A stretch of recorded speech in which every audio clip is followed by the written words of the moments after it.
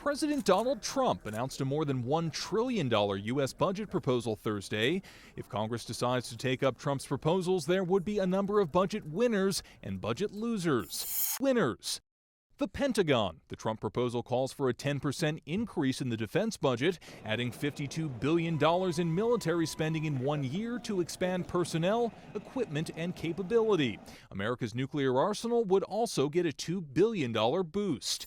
The Wall. Despite Trump's campaign promises, it may be U.S. taxpayers who foot the bill for the Mexico border wall. The budget includes an immediate $1.4 billion in funding for a wall, along with $2.6 billion planned for 2018. The VA. The Department of Veterans Affairs would get a more than 11% boost, mainly driven by an increase in health care costs. School choice. While the Department of Education's budget would shrink by 13% or $9 billion overall, an extra $1.4 billion would be allocated to expand school choice programs. The losers. The Environmental Protection Agency stands to lose a huge chunk of money. A nearly one-third cut would eliminate plans for tighter regulations on power plants and programs to clean up the Great Lakes and the Chesapeake Bay.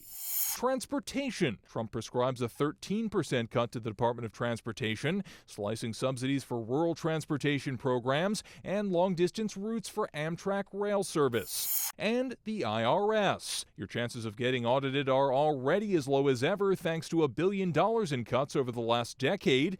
Trump's budget calls for an additional $239 million in cuts to the nation's tax collector.